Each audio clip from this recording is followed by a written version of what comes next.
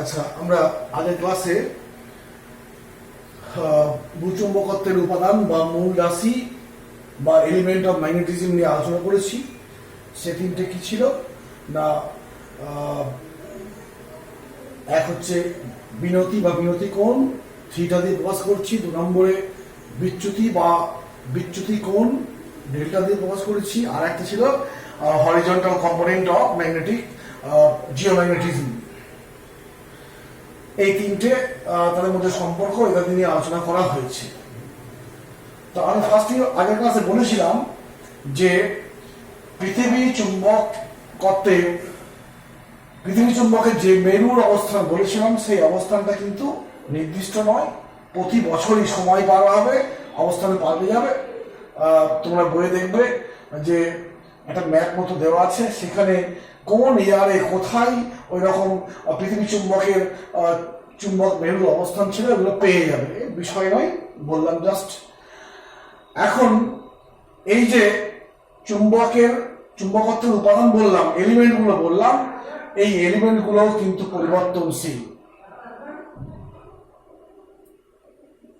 বিভিন্ন সময় এলিমেন্টগুলোর মান বা পরিমাপ দিক সব পাল্টে যাবে।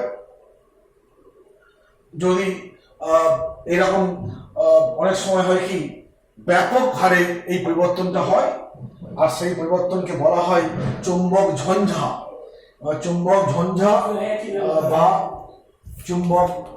বা ম্যাগনেটিক স্টর্ম। আকস্মিক হঠাৎ দেখবো এই কোন একটা স্থানের এই উপাদানগুলোর ব্যাপক হারে পরিবর্তন দেখা যাচ্ছে। এরকম পরিবর্তন হলে তাকে বলবো কি, ম্যাগনেটিক স্টর্ম বা কি বলবো, চুম্বক ঝঞ্ঝা। এই ঝঞ্ঝার ফলে কি হয় না, ওই রকম ভূমিকম্প হতে পারে, আগ্নেয়গিরি উৎপাত শুরু হয়ে যায়, অগ্নি উৎপাত শুরু হয়ে যায়, সুনামি হয়। আমাদের যে মোবাইল পরিষেবা বা টেলিকম সিস্টেম, সেই সিস্টেমটাও অনেক সময় ব্রেক হয়ে যায়। আবার একটা সময় পর আবার স্বাভাবিকত্ব ফিরে আসে। তো এই যে পরিবর্তন তোমার বইয়ে দেখবে, এই ভূচুম্বকের উপাদানগুলোর যে পরিবর্তন, সেই পরিবর্তন 3 ধরনের হয়। একটা দৈনিক পরিবর্তন হয়, বার্ষিক পরিবর্তন হয়, আর একটা দীর্ঘকালীন পরিবর্তন হয়। অতএব পরিবর্তনগুলো চলবে, কোনোটাই কিন্তু নির্দিষ্ট নয়, এইটা আমাদের মনে রাখতে হবে। এবার আমরা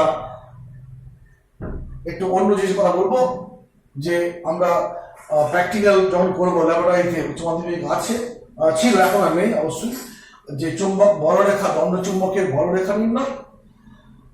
সেই বলরেখা নির্ণয় করার সময় আমরা দেখেছিলাম যে দণ্ড চুম্বক,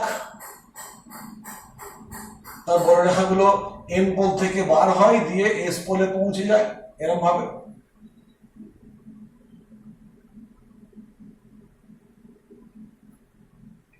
ওদিকে আঁকা সম্ভব হচ্ছে না, এরকম আছে। এগুলো দিক কেমন হয়, উত্তর থেকে দক্ষিণ দিকে, এবং এগুলো বক্ররেখা এবং কন্টিনিউয়াস। আরো বলেছিলাম যে ভূচুম্বকত্বের পৃথিবী চুম্বকের বলরেখাগুলো কেমন হয়, সব জায়গাতে আছে, এখানেও আছে, এখানেও আছে, এখানেও আছে। কিন্তু এইখানে পৃথিবী চুম্বকের তুলনায় এই দণ্ড চুম্বকের প্রভাবটা বেশি, অতএব এখানে এইটা বেশি কার্যকর হয়ে পড়ে। আর এই পাশে বলো পৃথিবী চুম্বকের বলরেখাগুলো এরকম যাবে, এরকম ভাবে চলে যাবে, এইভাবে যাচ্ছে। যেতে যেতে দেখবো তোমার এই অংশে দেখবো কি, এইটার যে চুম্বকত্ব আর এটা যে চুম্বকত্ব সমান ও বিপরীতমুখী হয়ে যাচ্ছে। কি বললাম, আরেকবার বলছি, যে অনেক সময় এগুলো তোমার এরকম ভাবে প্রবেশ করে, এরকম এই আসছে তো, এরকম গিয়ে এই প্রবেশ করছে, এগুলো কি এরকম আসছে, প্রবেশ করছে। তো এইগুলো হচ্ছে তোমার এই দণ্ডচুম্বকের বলরেখা, আর এইগুলো হচ্ছে ভূচুম্বকত্বের বলরেখা। দণ্ডচুম্বকের বলরেখাগুলো বলেছি এন থেকে নির্গত হয়, এসে প্রবেশ করে। আর পৃথিবী চুম্বকের বলরেখাগুলো দক্ষিণ মেরু থেকে আসে, উত্তর মেরু দিকে যায়।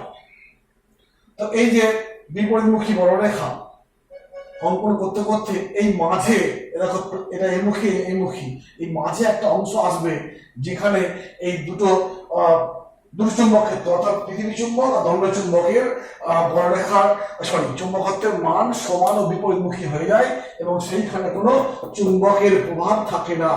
সেই বিন্দুটাকে বলে কি বলা হয়, তোমার উদাসীন বিন্দু। উদাসীন বিন্দু কি বলবো, যে জেনারেলি ধরো এখানে আমার দণ্ড চুম্বক আছে আর পৃথিবী চুম্বক আছে, তুমি দুটো দণ্ড চুম্বক নিয়েও কাজ করতে পারো। সেখানে হবে কি, সেই দুটো দণ্ড চুম্বকের জন্য বা দুটো চুম্বক ক্ষেত্রের জন্য যে বর্ণরেখাগুলো তৈরি হবে বা যে অঞ্চল তৈরি হবে, সেই অঞ্চলে কোন একটা বিন্দু পাওয়া যাবে যে বিন্দুটা পুরোপুরি ওই দুই চুম্বক ক্ষেত্রের প্রভাব থেকে মুক্ত। কেন না, সেই বিন্দু থেকে কি হয়েছে, এই চুম্বকত্বের অভিমুখ এবং মান আর এই চুম্বকত্বের অভিমুখ আর মান সমান বিপরীতমুখী হয়ে গেছে। তার ফলে ওই বিন্দুটা কি হয়ে গেছে, চুম্বক প্রভাব থেকে মুক্ত হয়ে গেছে। ওই বিন্দুকে বলা হয় উদাসীন বিন্দু। আমার এখানে দেখো দণ্ড চুম্বক আর পৃথিবী চুম্বক, ভূচুম্বকের কথা বলেছি। এই চুম্বকটা এইগুলো এই অংশে দণ্ড চুম্বকের প্রভাব বেশি আর এই দূরে দণ্ড চুম্বকের প্রভাব নেই। এখানে কাঠ প্রভাব আছে, পৃথিবী চুম্বকের প্রভাব আছে। তো দেখো আমি বর্ণরেখা আঁকছি, আপনাকে দেখো একটা অংশ পেলাম এইখানটায়। আর এই দণ্ড চুম্বকের চুম্বক ক্ষেত্রের মান এবং অভিমুখ আর এইখানে পৃথিবী চুম্বকের মান এবং অভিমুখ সমান বিপরীত। তার ফলে এই অংশটায় কোনো চুম্বক প্রভাব দেখা যায় না। এই অংশটাকে বা এই বিন্দুটাকে বলা হয় উদাসীন বিন্দু। এই বিন্দুটাকে বলা হয় কি, উদাসীন বিন্দু। তো এই উদাসীন বিন্দু আমরা হিসাব সহজে করতে পারবো। কিরকম ভাবে করতে পারবো, আমরা সেই ডাইপোল পড়েছি, চুম্বক দ্বিমেরু, তড়িৎ দ্বিমেরু পড়েছিলাম। চুম্বক দ্বিমেরুর তোমার লম্ব সমদ্বিখণ্ডকের ওপর একটা বিন্দুতে এরকম হয়তো চুম্বক দ্বিমেরুর আচ্ছা এটা একটু বলতে হবে। এই যে বর্ণরেখাটা অঙ্কন করেছি আমি, এন আর এস, এনটাকে তোমার এই দণ্ডচুম্বকের এন আর এস লেখা থাকবে মোটামুটি ভাবে, না থাকলেও ঝুলে থাকে। যখন ঝুলে দেখিয়ে দেবো কোনটা এন আর কোনটা এস। আমি করবো কি, ল্যাবরেটরিতে উত্তর দিকে উত্তর মেরু রাখবো আর দক্ষিণ দিকে দক্ষিণ মেরু দিকে পরীক্ষাটা করেছি। তার জন্য এই হলো উদাসীন বিন্দু। আর এই উদাসীন বিন্দুর অবস্থানটা হিসাবে দেখো লম্ব সমদ্বিখণ্ডকের ওপর আছে। তো লম্ব সমদ্বিখণ্ডকের ওপরে এই বিন্দুটার অবস্থান আমরা নির্ণয়ের ক্ষেত্রে কয়েকটা অঙ্ক নিউমেরিক্যালস পাবো এবং সেই অঙ্কগুলো সলভ করব। এইখানে কি হবে, এই চুম্বকের প্রাবল্য আর এই চুম্বকের প্রাবল্য সমান্ত। তো আমি ধরে নিচ্ছি এই এফ হচ্ছে এই চুম্বকের প্রাবল্য আর এইচ হচ্ছে পৃথিবী চুম্বকের প্রাবল্য ধরলাম, এবং এই মান দুটো সমান। আমি এই মানটা নির্ণয় করতে শিখেছি, অর্থাৎ এটা করতে পারলে এটাও করতে পারবো। এইটা কি না, দণ্ড চুম্বকের জন্য লম্ব সমদ্বিখণ্ডকের ওপরে অবস্থিত একটা বিন্দুতে প্রাবল্য। তো ধরে নিচ্ছি এইখান থেকে এই বিন্দুর দূরত্ব ডি। তাহলে দেখো একটু মনে করে এফ এর মান এরকম হয়। এফ এর মান একটু ভেবে দেখো, এফ সমান এইচ ধরলাম মিউ 0 4 পাই পিএম বাই এই দূরত্বটাকে ডি বলা হয়, ডি কিউ এরকম থাকে মনে হচ্ছে, পিএম বাই ডি কিউ। এটাকে আরো ভাবে বলা যায় কি, যদি এইটা এইখান থেকে এইটা 2l হয় আর এইখান থেকে ডি হয়, তাহলে D square plus L square আর এখানে 3/2 এরকম মনে হয় একটা আসবে। অতএব এই বিন্দুতে এই চুম্বকের জন্য প্রাবল্য এই সূত্র থেকে পাবো, আর এই বিন্দুতে ভূচুম্বকের প্রাবল্য উদাসীন বিন্দু এর সমান হবে। অতএব আমি এখান থেকে বিভিন্ন রকম গাণিতিক সমস্যা সমাধান করতেও পারবো। এই দিকটা গেল, এই দিকটা গেল। আরেকটা জিনিস আছে তোমার সিলেবাসে নেই, সেটাকেও একটু বলতে হয়। সেটা বলতে গেলে আমাকে বলতে হবে কারণ অনেক সময় তোমরা বিভিন্ন গাণিতিক প্রবলেম সলভ করতে যাও, সেখানে কথাগুলো চলে আসছে কি না, একটা গ্যালভানোমিটার আমরা পড়েছি, এক বিশেষ ধরনের গ্যালভানোমিটার যার নাম হচ্ছে তোমার ট্যানজেন্ট গ্যালভানোমিটার। এই কথাটা শুনে থাকবে, ট্যানজেন্ট গ্যালভানোমিটার। আমরা যখন গ্যালভানোমিটার পড়েছি তখন দু রকম গ্যালভানোমিটারের কথা বলেছি, একটা চলচুম্বক গ্যালভানোমিটার, একটা চলকুণ্ডলী গ্যালভানোমিটার। চলচুম্বক আর চলকুণ্ডলী গ্যালভানোমিটার। আচ্ছা, এই সবগুলো গেল, একটু দেখে নেবে গাণিতিক সমস্যা করতে পারবে উদাসীন বিন্দু দিয়ে। বইয়ে খুব বিশদে আছে, অত জানার দরকার নেই, সংক্ষেপে বললেই হবে। তো যেটা বলছিলাম যে গ্যালভানোমিটার দু রকমের হয়। গ্যালভানোমিটার কি একটা ডিভাইস যার সাহায্যে বর্তনীতে তোমার প্রবাহ মাত্রা বিয়োগ পার্থক্য নির্ণয় করা হয়, বা বর্তনীতে কারেন্ট আছে কিনা ডিটেকশন করা হয় ইত্যাদি। এই গ্যালভানোমিটার দু রকম বলেছিলাম, চলকুণ্ডলী গ্যালভানোমিটার বা মুভিং কয়েল গ্যালভানোমিটার। আমরা যেটা পড়েছি তার থিওরি ছিল কি, এই টর্ক সমান বিনা BINA। চুম্বক ক্ষেত্রে একটা কয়েলকে রেখে দিয়েছি আয়তাকার কুণ্ডলী দিয়ে পেয়েছিলাম। তার উদাহরণ হিসেবে পেয়েছিলাম কোন galvanometer, cable galvanometer, DR galvanometer, এগুলো পেয়েছি। ওগুলো সবই মুভিং কয়েল গ্যালভানোমিটার, অর্থাৎ চুম্বক ক্ষেত্রে একটা কয়েলকে ঝুলিয়ে দিয়ে কারেন্ট পাঠিয়ে আমি ওর ডিফ্লেক্সে লক্ষ্য করছিলাম। আর আমি আজকে পড়াবো, যদি এটা বললাম যে থিওরিটা সিলেবাসে নেই, অনেক সময় নিউমেরিক্যাল পড়তে হয়, উচ্চ মাধ্যমিক সিলেবাসে থিওরিটা নেই, সেই হিসেবে সংক্ষেপে বলার চেষ্টা করছি। আমি এরকম একটা জিনিস পড়িয়েছি লম্ব চুম্বক ক্ষেত্রের জন্য, সেই কনসেপ্টটা এখানে আসবে। সেটা হচ্ছে the tangent law of magnetism. Tangent law of magnetism. Tangent law of magnetism এইখান থেকে আসবে। কি আসবে? ভালো করে দেখি, ভালো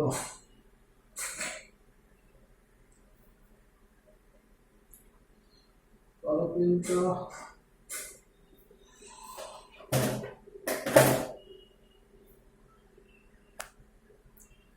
কি বললাম, ট্যানজেন্ট ল অফ গ্যালভানোমিটার, আর এখান থেকে আসবে ট্যানজেন্ট ম্যাগনেটিজম।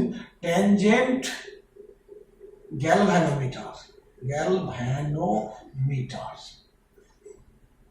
আমরা সেই গ্যালভানোমিটারের গঠন ফটন নিয়ে ভাবতে যাবো না, শুধু ওর মধ্যে যে ফিজিক্সটা আছে সেটা বলে দেবো, নীতিটা বলে দেবো, দিয়ে শেষ করবো। সেটা কি না, ওখানে কি হয় না, ওখানে একটা কয়েল তৈরি করা হয়, সেই কয়েলের মধ্যে দিয়ে কারেন্ট পাঠিয়ে তড়িৎচুম্বক তৈরি করা হবে। আর পৃথিবী নিজে একটা চুম্বক, এবং সিস্টেমটা করা হয় এইভাবে যে পৃথিবী চুম্বকের কোন একটা স্থানে পৃথিবী চুম্বকের যেদিকে অভিমুখ প্রবাহ পাঠিয়ে যে চুম্বক ক্ষেত্র তৈরি করা হয়, ওই স্থানে তার অভিমুখটা পরস্পর লম্ব হয়ে যায়। পরস্পর লম্ব হয়ে যায়, অর্থাৎ ধরো এই একটা স্থানে আছে,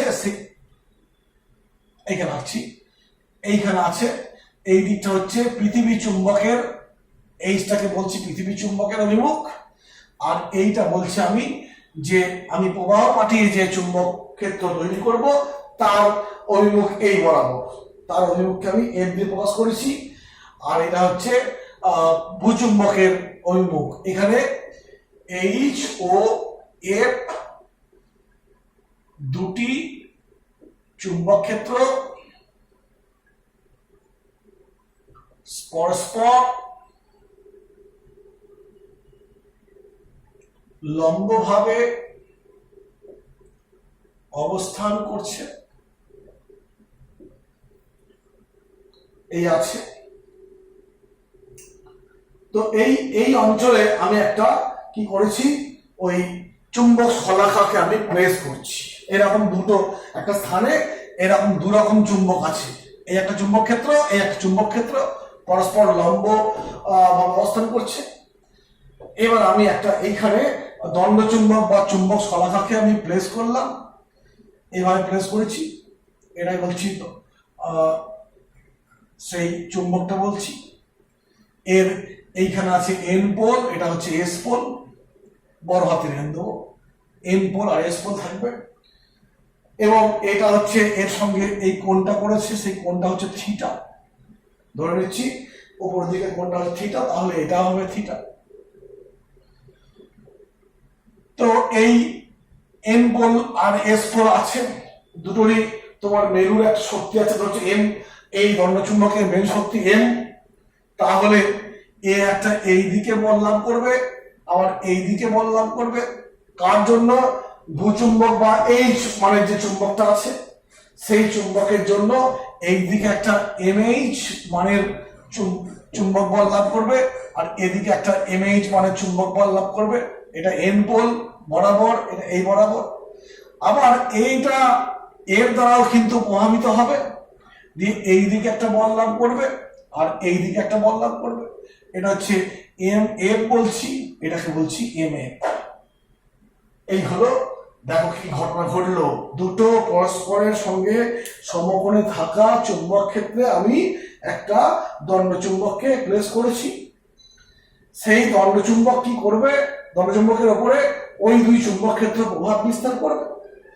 আমরা আগে পড়েছি যে একটা চুম্বক ক্ষেত্রে ডাইপোল, দণ্ডচুম্বক ডাইপোল, ডাইপোলকে রাখলে কি হবে? টর্ক তৈরি হয়।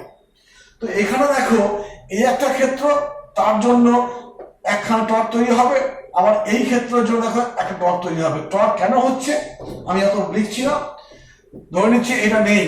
তাহলে এর জন্য দেখো এই মুখে একটা বল, এই মুখে একটা বল, অর্থাৎ দুটো বল দেখো সমান, পরস্পর সমান্তরাল এবং বিপরীতমুখী। এই বল দুটোর জন্য কি হবে?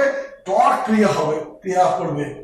এইচ ক্ষেত্রের জন্য, অতএব এইচ ক্ষেত্রের জন্য দণ্ডচুম্বকের ওপর বা চুম্বক শলাকা যা বলবে, চুম্বকের ওপর টর্ক টাউ ওয়ান সমান, টর্কের হিসাবটা কি হয়? যে কোনো বল একটা ইন্টু তাদের মধ্যে লম্ব দূরত্ব, ইন্টু লম্ব দূরত্বটা কি হবে? এখানে দেখো এই বলটা আর এই বলটা লম্ব দূরত্ব হচ্ছে, এইটা হচ্ছে কিন্তু লম্ব দূরত্ব, আমি নাম দিয়ে দিচ্ছি, এটা এন এস, এটাকে এ বললাম, এস পোলটার নামটা এস দিচ্ছি। তাহলে লম্ব দূরত্ব দেখো এস, এস লম্ব দূরত্ব। এই হলো। আর কি বলবো? এইচ ক্ষেত্রের জন্য, এইচ এফ ক্ষেত্রের জন্য, এফ ক্ষেত্রের জন্য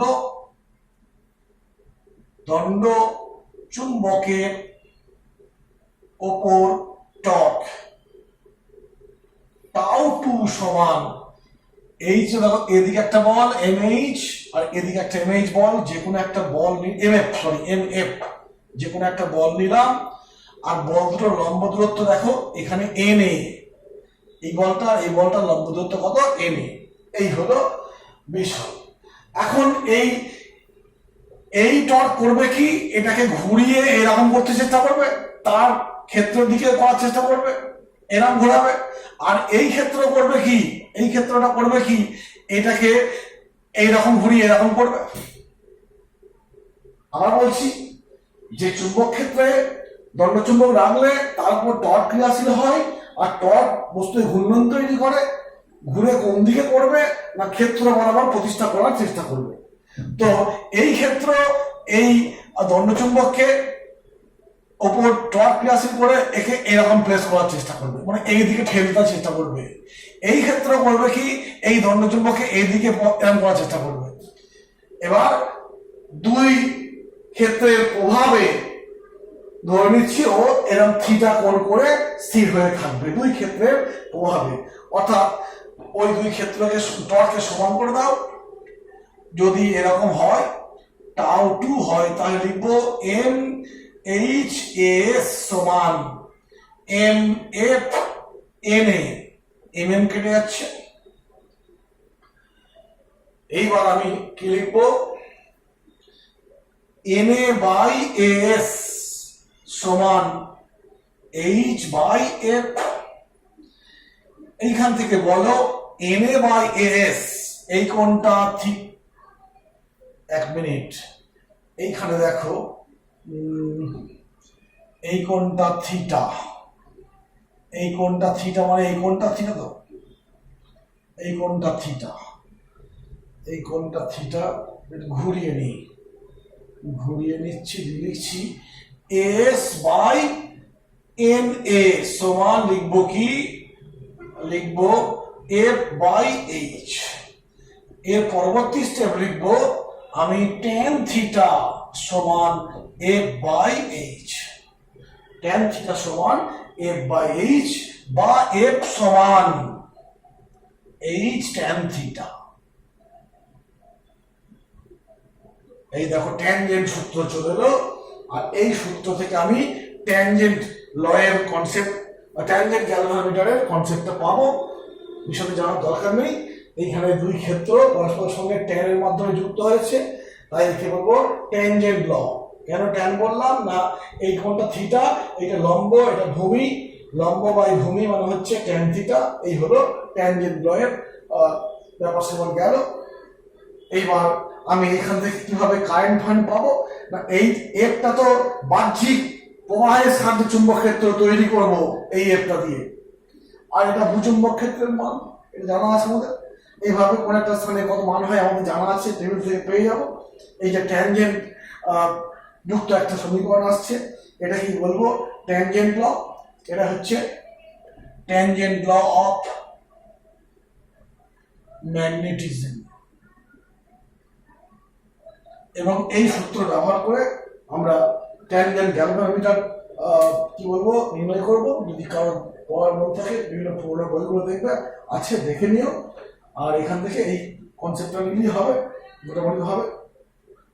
আমরা কি বলবো এই এফ এর মান তো আমার জানা আছে। এফ এর মানটা কি হতে পারে, এফ হচ্ছে প্রবাহের দ্বারা উৎপন্ন μ04 পাই, প্রবাহের দ্বারা উৎপন্ন তো চুম্বক ক্ষেত্র কি বলবো বৃত্তাকার কুণ্ডলী। বৃত্তাকার কুণ্ডলীর জন্য চুম্বক ক্ষেত্র আমরা জানি μ0/4 পাই, মনে আসছে না ঠিক, 2 পাই ইন্টু আই বাই একটা ছিল আর স্কোয়ার নাকি ছিল 2 পাই এল, এরকম কি একটা ছিল মনে আসছে। এটা বৃত্তাকার কুণ্ডলী হবে, এটা বৃত্তাকার কুণ্ডলীর জন্য চুম্বক ক্ষেত্র। আর এখান থেকে পেয়ে যাব, দিয়ে আমি বার করে নেবো এফ এর মানটা পেলে। এখান থেকে এই আয়ের সঙ্গে থিটার যে ইয়ে, আচ্ছা আমি একটু বইটা দেখে বলছি, এক মিনিট মনে আসছে না।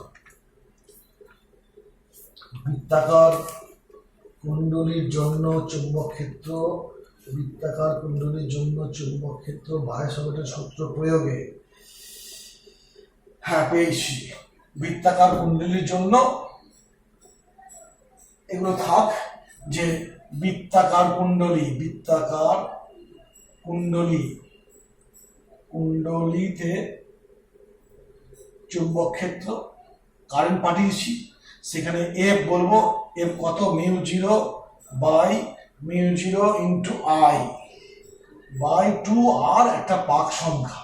এইটা হচ্ছে বৃত্তাকার কুণ্ডলীর মধ্য দিয়ে চুম্বক ক্ষেত্র প্রবাহ গেলে পরে যে চুম্বক ক্ষেত্র তৈরি হয় কেন্দ্রবিন্দুতে, তার মান হচ্ছে এইটা। সেই চুম্বক ক্ষেত্রটা এরকম ভাবে দেখাতে হবে জিনিসটা, তোমরা একটু দেখো আমি বলি। এই বইয়ের ছবিটা লক্ষ্য করো, এইখানটায় দেখো এইটা বৃত্তাকার কুণ্ডলী, তো এইটা বৃত্তাকার কুণ্ডলী, এর মধ্যে প্রবাহ চলছে, এর পাক সংখ্যা আছে, প্রবাহ যার জন্য চুম্বক ক্ষেত্র সৃষ্টি হবে এই কেন্দ্রবিন্দুতে। আর এইখানে উলম্ব ভাবে এমন ভাবে এটা প্লেস করব যে এর দ্বারা চুম্বক ক্ষেত্র আর পৃথিবী চুম্বক ক্ষেত্র আছেই, পরস্পর লম্ব ভাবে কাজ করবে, দিয়ে আমার এইখান থেকে আমি সহজেই পেয়ে যাব। মনে করলে এটা বলি দিয়ে ঠনি, এইখান থেকে দেখো তোমার পাচ্ছি μ0 আই এন বাই 2r সমান f tan থিটা। অতএব আই সমান f, না এটা h tan theta, sorry f সমান তো h tan থিটা পেয়েছি, ট্যানজেন্ট ল যেটা বলছেন এখান থেকে পেয়েছি। এর বলবো h ইন্টু 2r, নিচে μ0 n tan থিটা। অতএব আই সমান k tan থিটা। দেখো চলে এসেছি। এই এটাকে বলা হয় গ্যালভানোমিটার কনস্ট্যান্ট, কে এটাকে বলা হয়। অতএব বুঝতে পারছো ট্যান থিটার সঙ্গে সেই অ্যাঙ্গেলের কনসেপ্ট ওখানে পেয়েছিলাম। অ্যাঙ্গেলের মান থেকে আমি কত কারেন্ট যাচ্ছে এই অ্যাঙ্গেল জানতে পারবো, কারেন্টের মান পেয়ে যাব। অর্থাৎ এটাই কিন্তু গ্যালভানোমিটারের ট্যানজেন্ট গ্যালভানোমিটার ল। এটাকে আমরা বলবো কি, এখানে কে হচ্ছে কনস্ট্যান্ট অফ গ্যালভানোমিটার, আর আই সমান যে আই সমানুপাতিক যে ট্যান থিটা পেলাম, এই ট্যান থিটা এটা হচ্ছে ট্যানজেন্ট গ্যালভানোমিটার ল। এই হলো মোটামুটি এই দিকটা গেল। মোটামুটি এখান থেকে আমাদের চুম্বক ক্ষেত্র নিয়ে আলোচনা আর কিছু নেই। ঠিক আছে, চুম্বক ক্ষেত্র নিয়ে আলোচনা আর কিছু নেই, সব শেষ হলো।